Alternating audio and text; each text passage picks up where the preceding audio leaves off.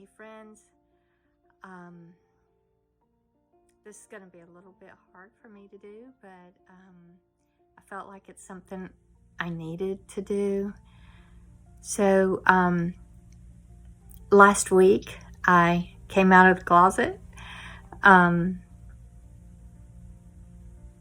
a physical issue that I've been having for a while. And, I don't know why I was hesitant or embarrassed to talk about my body changing, but I was, and I have been for a long time. Part of it is pride, I guess, but part of it also is you don't want people to feel sorry for you, and you don't want people to look at you differently, because there's a stigma, like it or not, there's a stigma attached to different bodied people. People who either were born with something that makes them physically different, or those like me who, no fault of their own, health starts changing. And some people, they have accidents, and their bodies change. And if you ask any of them, any of us, we can tell you that you are judged by your physical appearance. And for some reason, people tend to think that a physical issue is connected to a mental issue as well. At least that's been my experience. But anyway, this started with me a long time ago, back when my kids were really little. I was still married, and I started getting sick, like severe bouts of diarrhea, vomiting. Then my hands started swelling, and my hair started falling out, and my hands became somewhat crippled for a while. They were painfully swollen, and that eventually went away. And I don't want to bore you with all the crazy details, but that kind of problem would come and go. And at first they said, oh, you've got a recurring stomach virus, and you've got arthritis and things like that. And all that, eventually was determined not to be the case. So, in time, I started getting weak in my muscles, in my legs. Now, I didn't have the vomiting, diarrhea, and all that. That wasn't all the time. That would come sometimes several months apart, sometimes years apart. Anyway, I started getting weak and losing strength, in my whole body, but especially in my legs and my feet, my ankles, my hips. I still walk, but walking became very, very difficult and very painful. I use a walker. I started out a few years ago using a cane just for support, and then I fell a couple times with the cane and broke my left foot twice in a year. So I became afraid. So I started using a walker. And, now my doctor has said that I need to go to a wheelchair full time, and I don't want to do that. I have a lot of trouble getting up from a chair, getting out of my car, and most recently getting in and out of the shower. So I've gotten stuck in the shower a couple times, and now I'm hoping to get, a 0 entry shower or something, low threshold shower.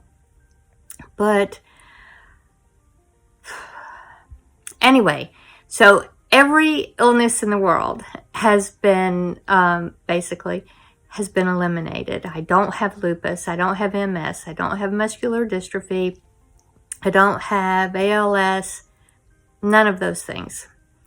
I don't have arthritis, except now where it has formed in my knees because I've been walking with my legs hyperextended for so long. I'm not a candidate for knee replacement because the muscle around my knee is inadequate. It wouldn't hold the replacement, according to several doctors. So, anyway, that's where I am today. And I just felt the need to come and tell you that, you don't have to be ashamed when something's going wrong with your body. I don't know why, I just tried to hide it for so long. Then the people around me know, the people who see me frequently, because they have to help me, But most people didn't know exactly how bad it had gotten. Even my kids really didn't. My nephew didn't. Because I don't let people see me get up from a chair by myself. It's a real ugly sight, what I have to do. So when they're around, I just, I ask for help. So they help me stand up. They don't have to see me in the bathroom to see the crazy contortions that I have to get myself into just to, get up from the toilet. It's just really embarrassing. And speaking of that, last summer I was visiting my nephew's house in St. Augustine, my nephew and his family. And Cooper, who was 5 at the time, saw me getting up from the sofa and everything I had to do to stand up. And she said, "Is that embarrassing?" And I said, "Yeah, it really is." And she said, "You do you, Diffie."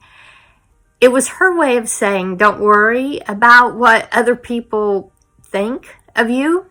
But I'm telling you, it's really hard because, you just don't want to, you want your body. You want your body to be what it used to be. And I kept hoping and praying that this would go away, that it would get better.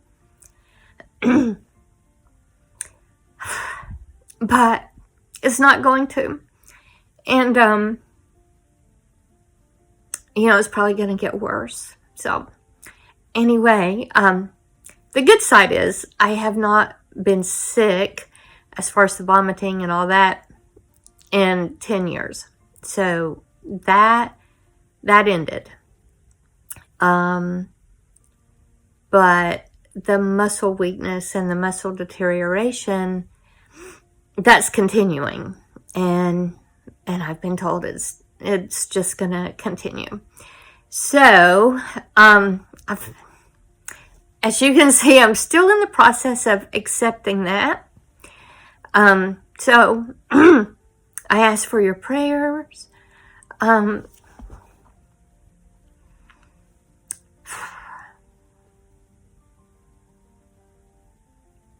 And I just thank you for the encouragement that you've given me. But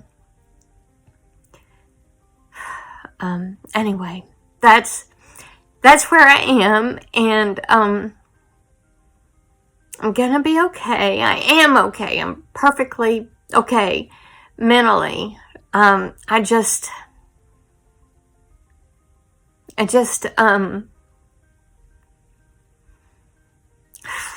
not okay physically. And, driving is getting to be really difficult. I got stuck in the shower. I've been stuck in the shower a couple times. 2 weeks ago, I had to call 911 because I could not stand up from the toilet.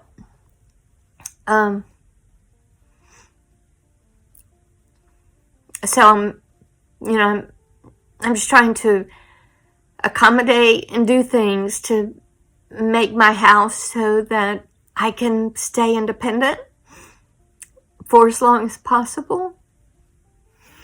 I really was hoping I was not going to get this emotional talking about this, but some friends suggested that I do this video to explain.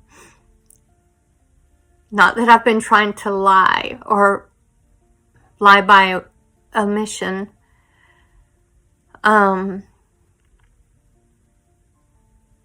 But I guess that's what it comes down to. It's kind of, you know,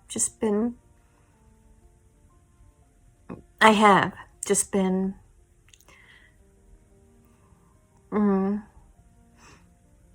preventing most of you from knowing what's going on with me.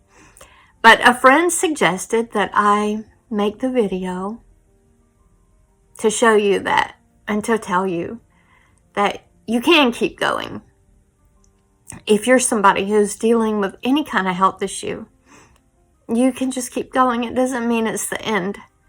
If you got family and friends who support you and come around to help you do things like I do, then you're okay. So, and you're going to be okay. And let me just say, I know there are tons of people who are in much worse shape than I am. I have friends who have done so much to help me over the years. And they do so without me having to reach out and ask. And I appreciate that so much. And I know so many of you now have reached out to me and asked what you can do to help me. And I appreciate that so much, because asking is really, really hard. But a couple of friends set up a GoFundMe, and you might have seen that. And that is specifically to get my bathroom set up so that it can be handicap accessible. I've been having to take a sponge bath for months now. So, you know, I probably smell bad all the time. But, and anyway, that's what that's for. Every penny will go towards reaccommodating my bathroom. And I am going to have to get a motorized chair. So if there's anything eventually left over, then, you know, it'll go towards that. I can't do a regular wheelchair because I can't get out of it by myself, and I can't, you know, I won't be able to push myself up and down hills. That would be a disaster. I'm going to have to get a lift for my car for the wheelchair once I get it. So there's just things, and that was really hard. It was really hard for me to say, okay, yeah, I think the GoFundMe is probably how I have to do what I have to do. I've researched online for companies that maybe could do something. They offer grants and that sort of thing, but for one reason or another, I don't fit the criteria of the people, you know, who get help. So I'm just kind of in a unusual position. So anyway, I did want to explain what the GoFundMe was about and why, and to reassure you that it's not for anything other than to help. I'm able to make my house payment and pay my bills and do those things. I have just not been able to save the extra money to get this bathroom done. I don't have any extra money left every month to do anything like that. I kept thinking, okay, next month, you know, I'll maybe I'll be able to do this next month. Save a little bit for a shower, a 0-entry shower, and then every month, you know, it's just not there. And so in a moment of desperation last week, I ask a friend for her prayers, and then I decided to ask a few other people for prayer, and that's how it came to be that somebody suggested, you know, the GoFundMe to do this. So anyway, I didn't mean to ramble. I didn't mean to squall. But it is an emotional thing. But I do want to say this. I don't feel like I'm hiding anymore. So finally sharing this with family and friends who haven't seen me in a while, and Facebook friends who I've never even seen in person, finally opening up.